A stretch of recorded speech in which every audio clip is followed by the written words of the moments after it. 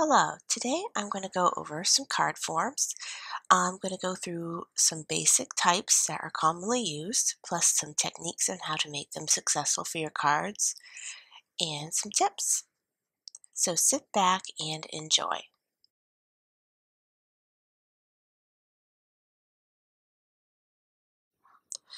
Alright, let's go into tools needed. First thing you need is a paper cutter. It can be any type of paper cutter. I prefer my Rotary, like this one.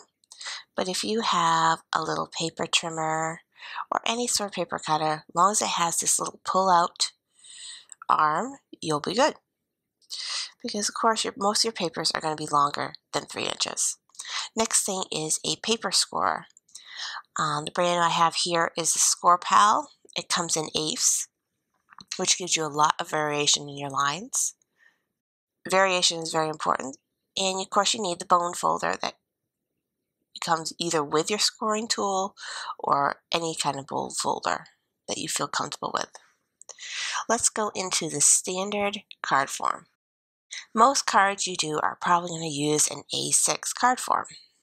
So to get these, you will cut your paper to 9 to 6 1/4, and you're going to score your paper at 4 1/2.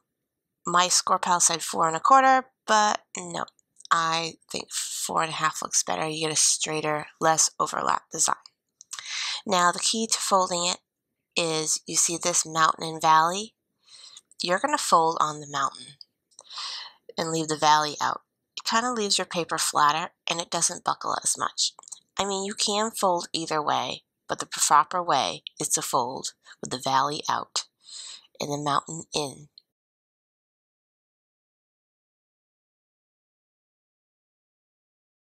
Because no one's going to see the inside of your card as much as they see the outside. And that is your basic A6. Now you can use this variation with any of your wonderful little filigrees and stuff. But they go with usually a 4 3/4 to 6 1/2 envelope. Basic social envelope, they call it. Usually anything that says it's good for an A6 card. But every once in a while you'll get a specialty envelope. And I did. My mom gave me some of these wonderful little 4 1/4, I believe 4 1/4 by 6 1/4 envelopes. And they're beautiful, they're gold. But the problem was they don't fit the A6. So I had to make a variation to do this. And the fun thing is you can do that. Just find a dimension that works good. I suggest if you do it on some white scrap paper and practice, make sure it fits. For this one, I ended up having to cut it literally a 4 by 6 card to the exact. It fits it perfect. Sometimes I do go down to 3 3/3 by 5 3/4 if I have a lot of embellishment. That way I have plenty of room in that envelope.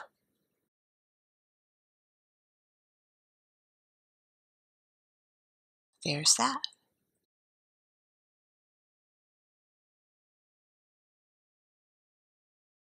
And lastly, another type you might make, it would be a 5 by 7. And in that case, your score mark would be at the 5, and you would cut your paper to about 10. And that would be your envelope. Your length, of course, would have to be 7, but you would score, of course, at the 5, just like we did with the 4 by 6. So let me show you that. They are also called A7 cards. So here you see I got the 10 by the 7 paper, and I'm going to score at the 5. These scoring tools do make scoring a card a lot easier. Some people use their Crickets to do this. You can also do that.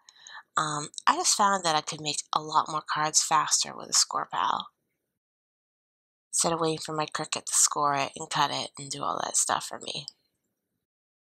And that's the trick with the bone folder. You use the tip to do it, and you use the side to smooth. And there's your card. You've had seen 3 different sizes being done, the 4x6, the A6, which is 4¼ by 6¼ and then you've got your 5x7.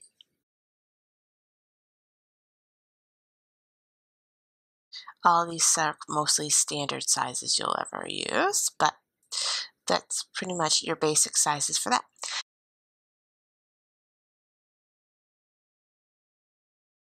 Now here's a fun one. It's called a Z-fold. And what you would do is you would cut your paper to 8½ by 6¼ or 6½. And you would go down at the 2½ flip your side over, and then you'll go to 4¼ and you'll score again. Though probably some of you are saying, why didn't she flip it over? They're going to flip different ways. It's fine. Just for this video purpose, it's fine. But there you go. And it's really fun because you can put a little starting sentiment on it and have a picture show through. Now, the variation that comes on this is called a double Z-fold, and what that does is it puts another little strip just identical to the card. So this time I'm going to do the 4¼ It's kind of the opposite by the 2⅛.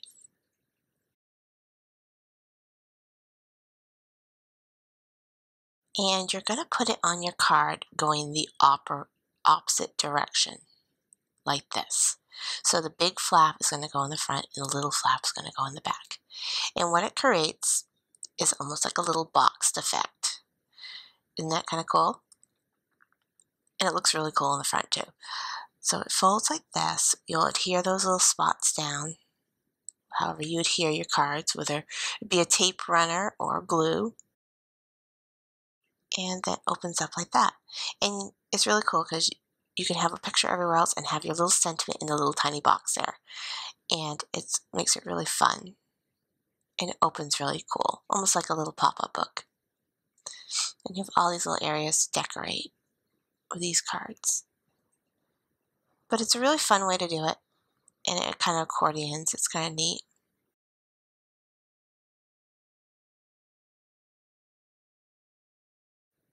So yeah, that's what we call the double Z-fold. Isn't that kind of cool?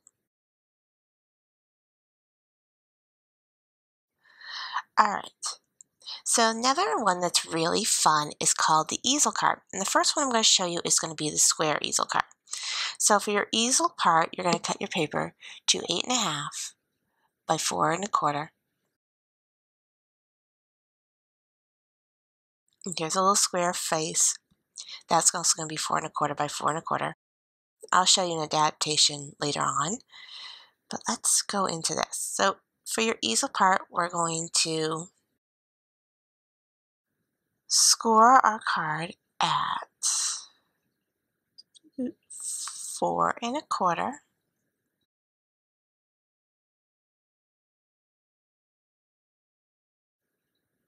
and then we're going to score it again at 6½.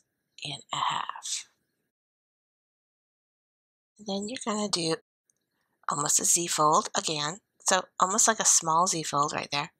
But what's fun is you're going to glue your top panel onto it and it's going to open up. And what you do is you put some sort of little thing right there, whether it be a brad, a bead, a sequin, something that will be the holder for your easel. And then when it opens up, it's put behind that and it holds the face up. So it's a really fun way to make a creative little card that kind of pops up. And you see, it just pops up really nicely. And it just shows like a picture. And a lot of people love doing these because they're really fun. This is the square variation. It's pretty easy to adapt this for a bigger card should you want to make it almost an A6 size. And as you see, there's what it looks like on the side. It's really cool. So you just glue it. It's really fun. But this, like I said, is for the square one, if you like making square ones.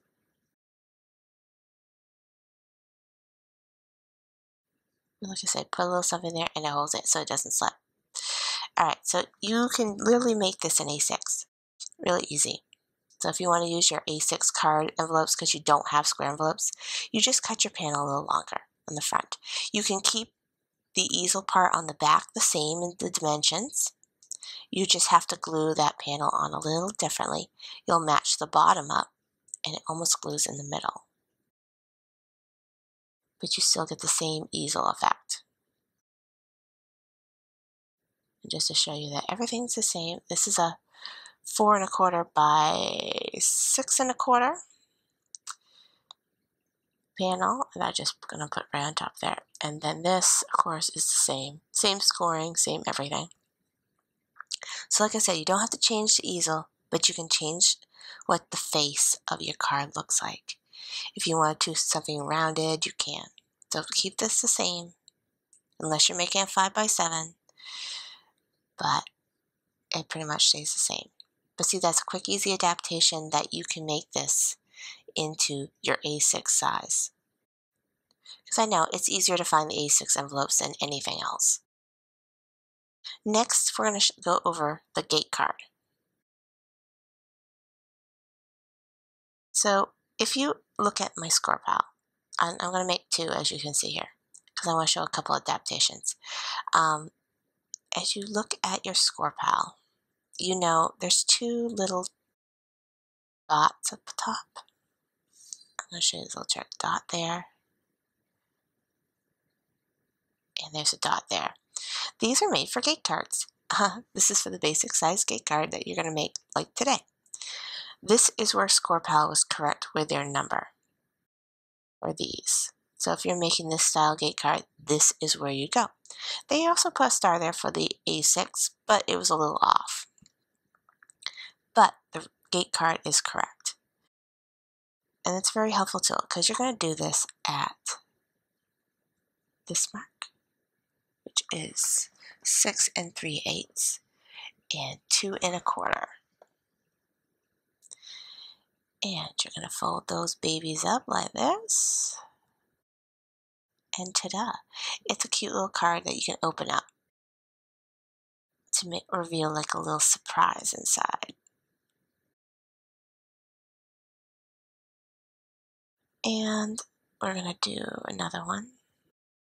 I'm going to apologize here for the band-aid you're seeing. I end up getting a paper cut, of course, as I'm getting out cardstock, and of course I ran out of band-aids.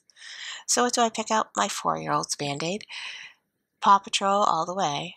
Here we go. So same thing. Now I have seen variations where they cut this in half, and you make a little tiny card. And it's really fun. You can decorate that little fold anyway, and this is what they look like when you cut them. Isn't that kind of neat? And you'll fold them the same kind of accordion way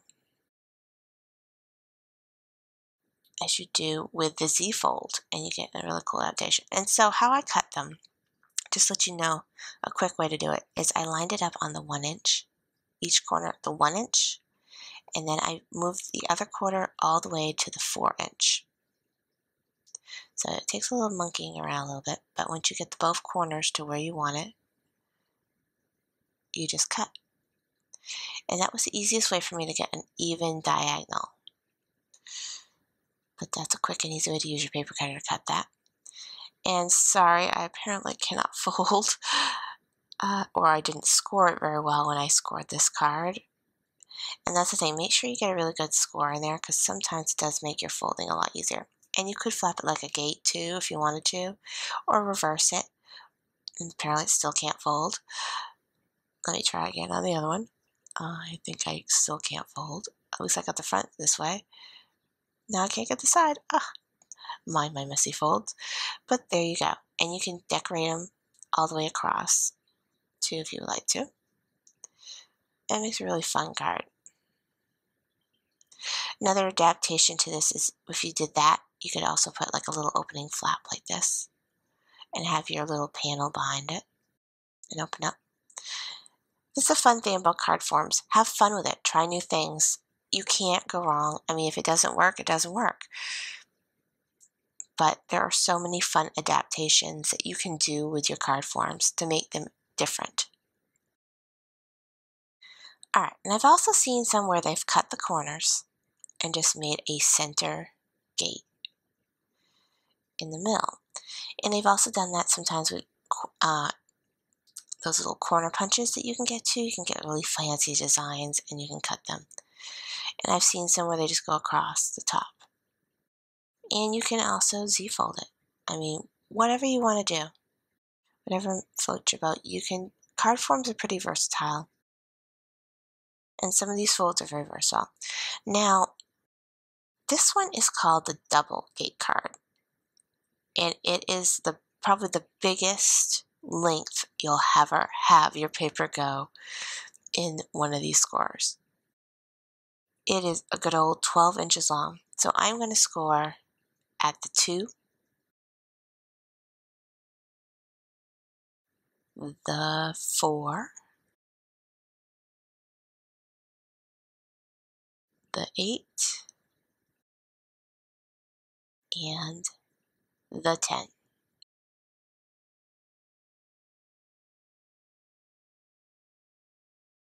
And I know what you guys are going to say now, but okay, we're going to fold this card. So just so I show you what the basic look of this card looks like when you're done with it.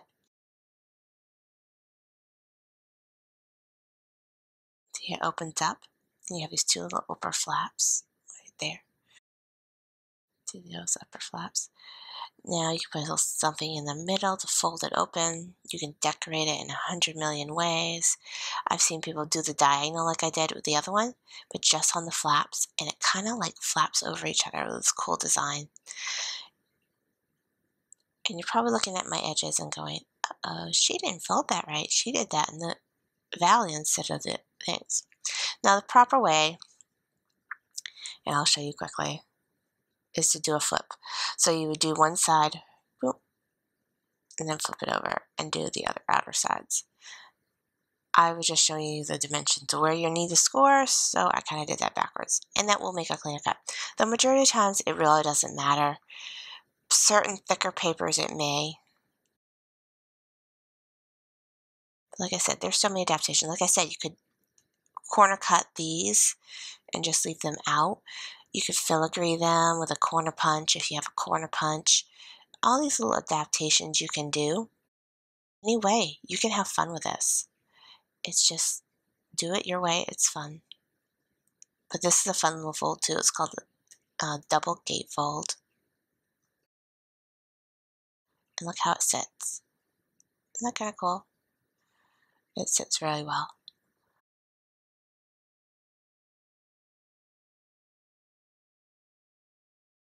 Another adaptation is sometimes you can put a sash on these cards. You can do that with the gate card too. If you want to put a sash on it, and you just wrap it around. That way it holds it in place and it doesn't open up on you. That's a gatefold.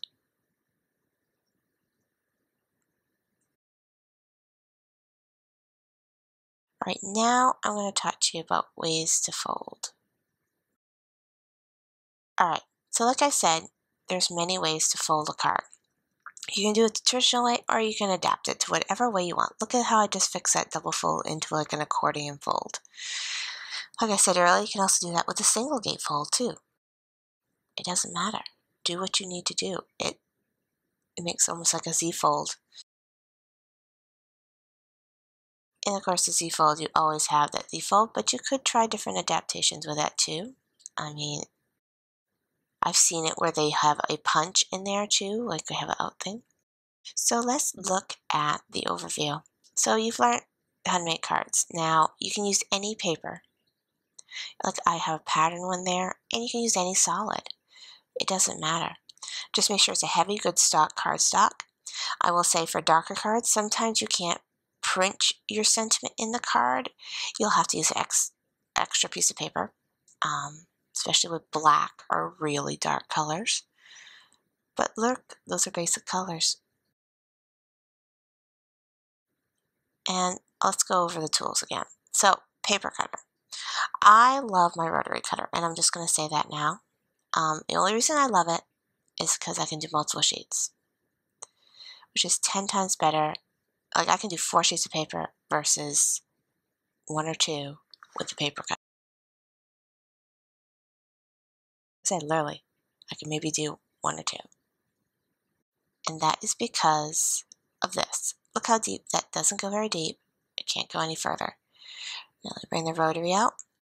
Look at that. Look how much blade I can push out. That's why I can cut through more sheets.